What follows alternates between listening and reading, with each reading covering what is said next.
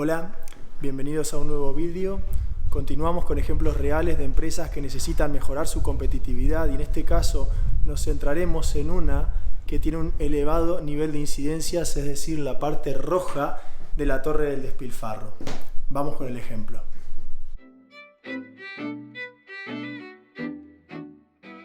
En el ejemplo anterior os presenté a una empresa de retail que para mejorar su competitividad nos centramos en la parte azul de la torre del despilfarro, es decir, en estandarizar sus métodos y medir sus tiempos para poder dimensionar las plantillas de las tiendas y así, como vimos en el ejemplo, mejoramos mucho la eficiencia a través de una mejora e implantación de nuevos métodos operativos. En este caso os presentaré el ejemplo de otra empresa que a pesar de disponer de métodos y de tiempos estándares, no era capaz de ser competitiva y ajustarse a los mismos debido a un alto grado de incidencias, lo que viene a ser la parte roja de la torre del despilfarro. Puedes ver en el vídeo anterior la descomposición de esta torre, del tiempo total de presencia si dedicamos 100 horas y hemos obtenido con esas 100 horas 70 horas estándar, pues el 30% restante es despilfarro y ese despilfarro está descompuesto en incidencias o en bajo desempeño. En el ejemplo que nos toca ahora hablaremos de una fábrica que tenía margen de mejora en la parte roja. En este caso se trata de una fábrica del sector metal de unas 50 personas que trabajan de forma directa y tienen un proceso que comienza con un mecanizado de piezas y finaliza con montajes manuales. Nos contactan el dueño de la fábrica y el director industrial, que es nuevo en la planta, y me invitan a pasar a una sala de reuniones donde me quieren empezar a exponer el por qué nos han llamado, cuál es su dolor. Y les pido por favor que me cuenten todo esto, pero caminando por la fábrica, no ahí. Entonces nos ponemos las botas de seguridad, el chaleco reflectante y a la fábrica nos vamos. Empezamos a caminar y a observar puesto por puesto qué está sucediendo y mientras me van contando su dolor, la problemática que tienen. Me comentan que sus clientes establecen el precio que les van a pagar por las piezas que ellos fabrican en base a estándares que definen conjuntamente. Es decir, el cliente viene a la fábrica, junto a ellos crea un método de trabajo y este método de trabajo consume X minutos por pieza y esos son los minutos que el cliente les está pagando. Esa es una diferencia importante a cómo trabajaban hacía 10 años. Además, hace más de 10 años, también ellos eran los que compraban la materia prima. En este caso es el cliente el que se las deposita, es decir, el cliente les da la materia prima, les define los métodos y les paga en base a esos métodos y a esos estándares. Entonces, la única vía por la que pueden generar beneficios es siendo muy competitivos en el uso de la mano de obra. Y también me comentan que según el estándar, ellos tienen un 15% de beneficio sobre el proceso. Lo que significa esto es que el 15% de todo lo que facturan debería de ser beneficio. Sin embargo, la cuenta de resultados es roja, están perdiendo dinero y no entienden por qué. Porque me comentan que los tiempos estándares se cumplen. Mientras estamos caminando por la fábrica, llevamos ya media hora, voy observando los puestos de trabajo y a los trabajadores y efectivamente veo que el puesto de trabajo está ordenado, las herramientas están en su sitio, abro los cajones, tienen 5S implantadas y está todo fenomenal. Los puestos están limpios.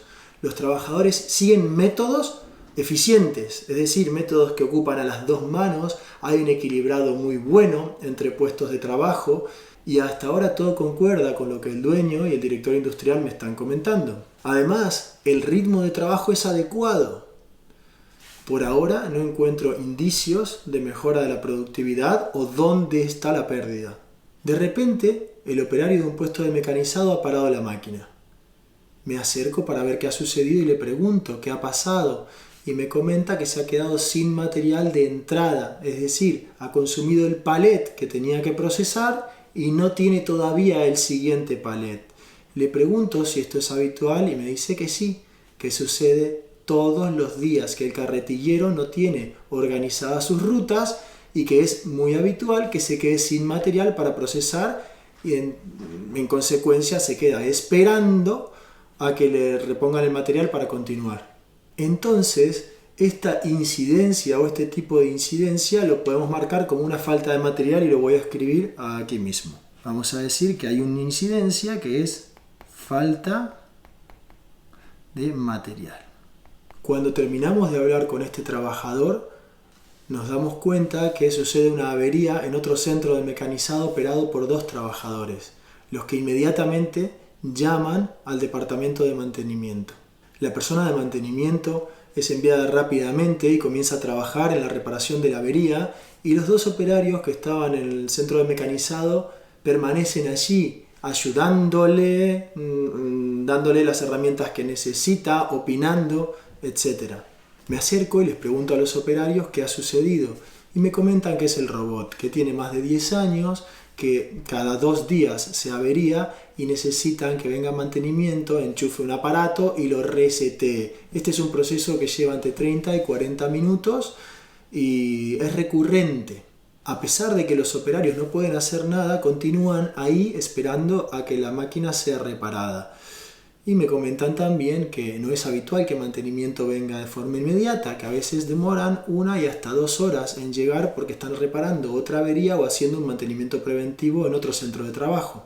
Entonces, en este caso, volvemos a tener otro tipo de incidencia, que es averías, que al final lo que hacen es que dediquemos más tiempo que el tiempo estándar para fabricar lo que tenemos que fabricar.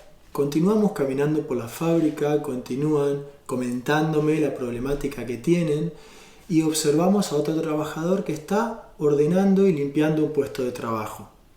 Me acerco a él y le pregunto, ¿qué estás haciendo?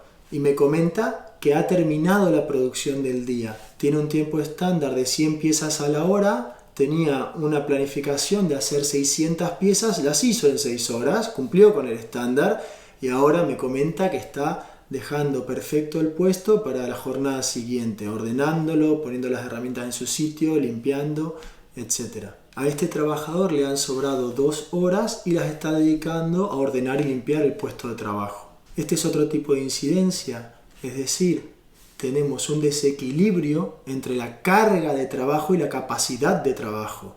La carga es de 6 horas y la capacidad de trabajo es de 8. Desequilibrio entre carga y capacidad.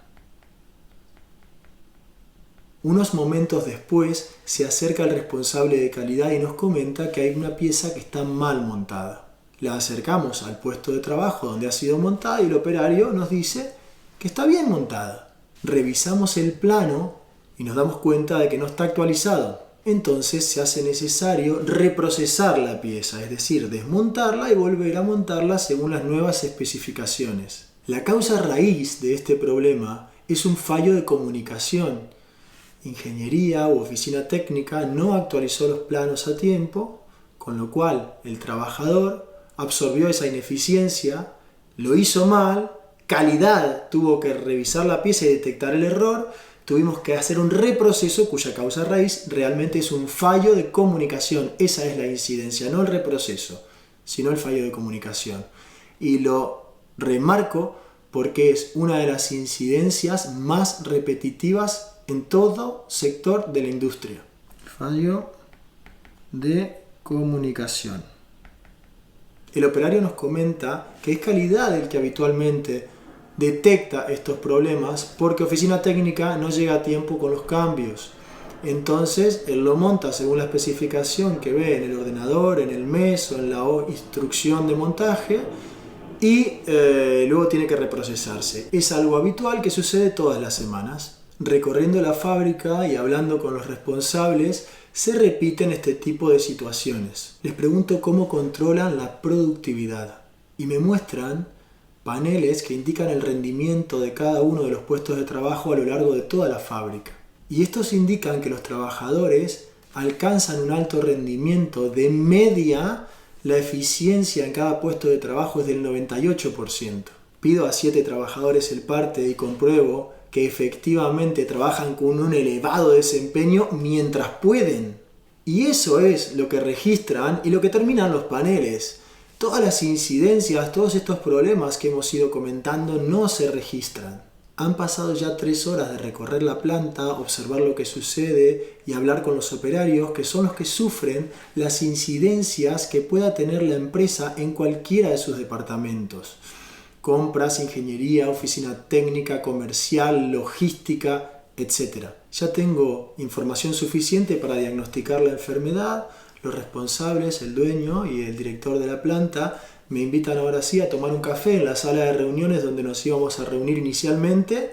Accedo a ello y allí comentaremos lo que hemos visto y qué es lo que vamos a hacer. Luego de unas horas en la fábrica viendo lo que realmente sucede, el enfermo está diagnosticado. Tienen buenos métodos y los estándares están correctamente medidos. Cuando los trabajadores disponen de las condiciones necesarias para desempeñar su trabajo, con esto me refiero material de entrada para procesar, métodos definidos, saturación de 8 horas de trabajo, herramientas en su sitio, etc.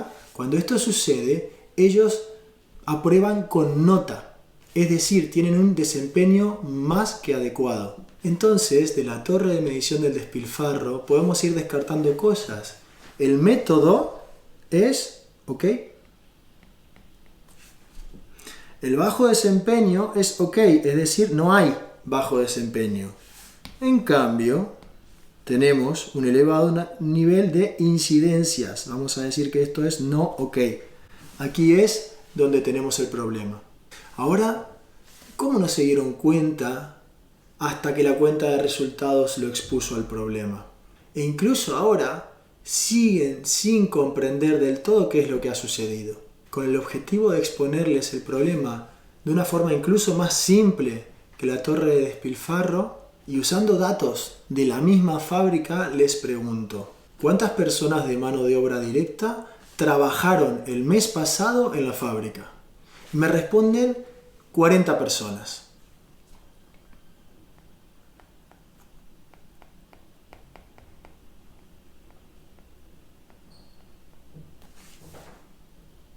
¿Y cuántos días del mes trabajaron? 20 días, me dicen.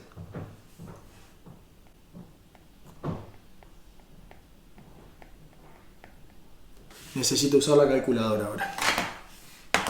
Tenemos 40 personas por 20 días, por 8 horas por día. Estamos hablando de 6.400 horas trabajadas. Y les pregunto: ¿cuántas piezas fabricasteis de cada tipo el mes pasado? Y me responden que la fabricación ha sido 10.000 unidades del producto A, 5.000 unidades del producto B y 1.500 unidades del producto C. Les pregunto entonces, ¿cuál es el tiempo estándar para fabricar cada una de las referencias? Esto quiere decir que si un producto pasa por 3 fases de producción y en una fase consume 5 minutos una unidad, en la siguiente 3 minutos y en la última fase 2 minutos, el tiempo estándar son 10 minutos. Me entregan los estándares siendo 15 minutos por cada unidad de producto A, 10 minutos por cada unidad de producto B y 30 minutos por cada unidad de producto C. Esto quiere decir que el mes pasado han fabricado 4.083 horas estándar, que surgen de multiplicar 10.000 unidades por 15 minutos más 5.000 unidades por 10 minutos más 1.500 unidades por 30 minutos. En realidad esto da un total de 245.000 minutos estándar, que es lo mismo que 4.083 horas estándar. Entonces vamos a decir, para simplificar, que hemos fabricado 4.083 horas estándar.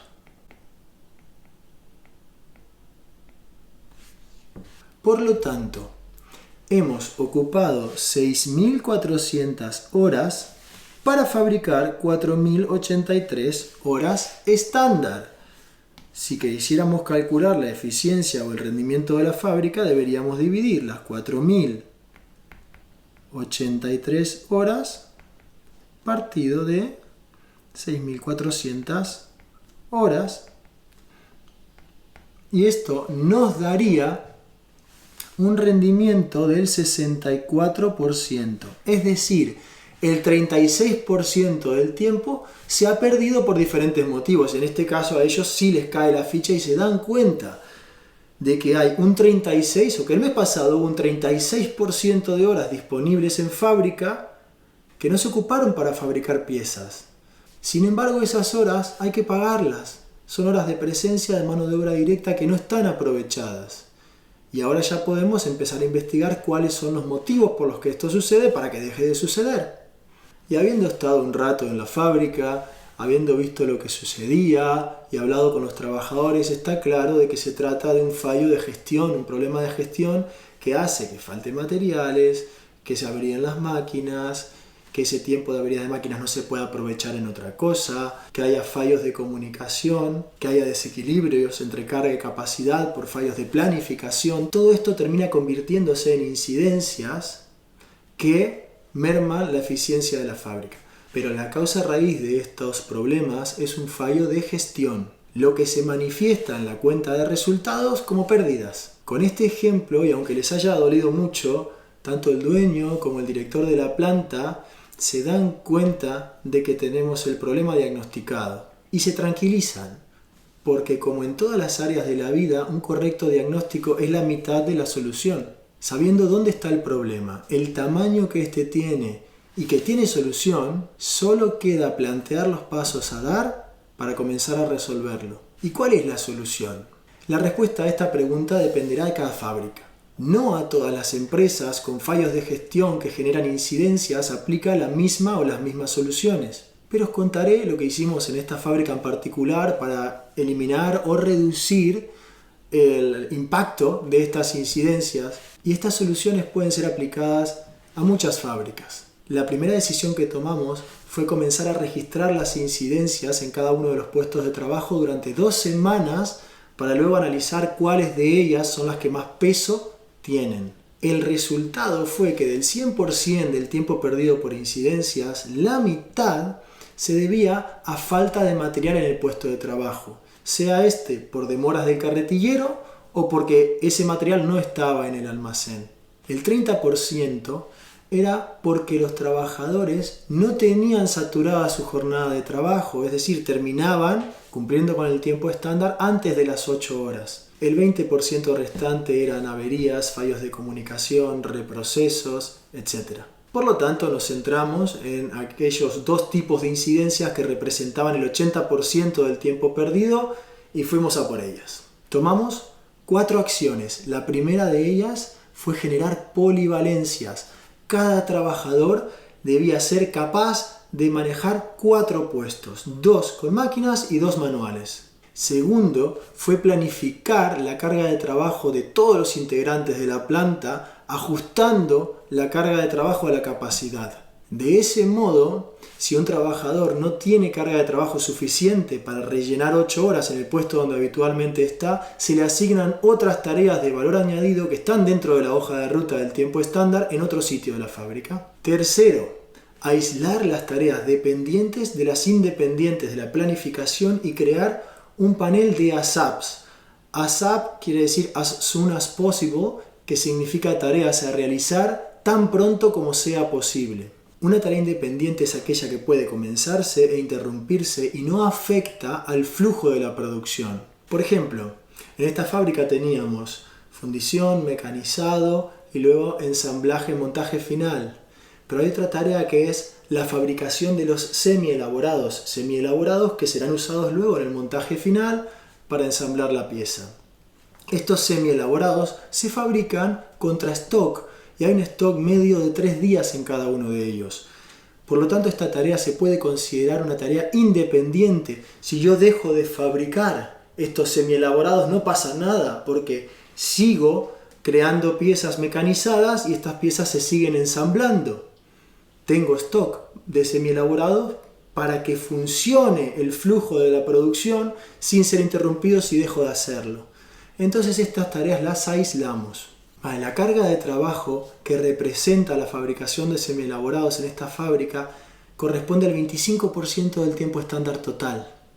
Con lo cual, al aislar esto y dejar de planificarlo, como sabemos que de media tenemos entre un 30 y un 40% del tiempo perdido debido a incidencias, estas tareas de fabricación de semielaborados serán realizadas cuando suceda la incidencia. Ahora las órdenes de fabricación de semielaborados se colgarán en un panel, este panel de ASAPs que estamos comentando, organizadas por prioridad.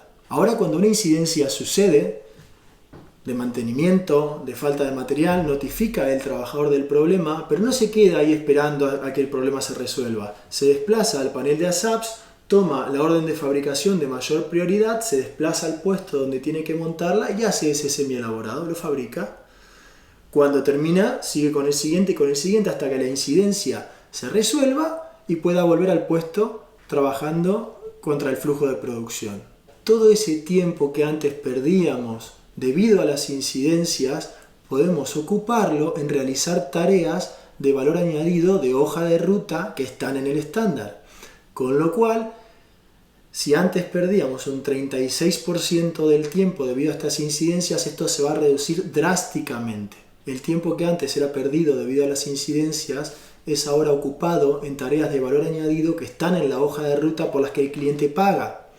Y además, aunque la incidencia sucede y de las 8 horas de un trabajador una máquina está parada 3 por una avería, en realidad este trabajador no está perdiendo 3 horas. Esas 3 horas las está ocupando en hacer un montaje de semi-elaborados que está en hoja de ruta y que es facturado al cliente. En el caso de que no haya incidencias y se torne relevante fabricar un semi-elaborado, este se meterá en planificación como el resto de las tareas dependientes. Sobre este tema de paneles de ASAPs equilibrados de carga y capacidad y aprovechamiento de incidencias, si consideráis que es relevante, más adelante haré más vídeos y explicaré cómo son los paneles, cómo los usamos y se integran en el flujo de producción diario. Y el cuarto punto que implantamos de inmediato para mejorar la competitividad fue el entrenamiento a los mandos intermedios en anticipación, en comunicación efectiva y en supervisión y corrección de la producción. Bien, como conclusión, con estas 4 acciones logramos elevar el rendimiento de la fábrica en 4 meses del 64% al 87%. Y te pregunto, ¿te sientes identificado con una parte de este diagnóstico? ¿Cuáles son las incidencias que más tiempo están haciendo perder a tu fábrica? Bien, y hasta aquí el ejemplo de hoy de una empresa cuya torre de despilfarro inicial indicaba que teníamos que atacar la parte roja, los fallos de gestión, las incidencias.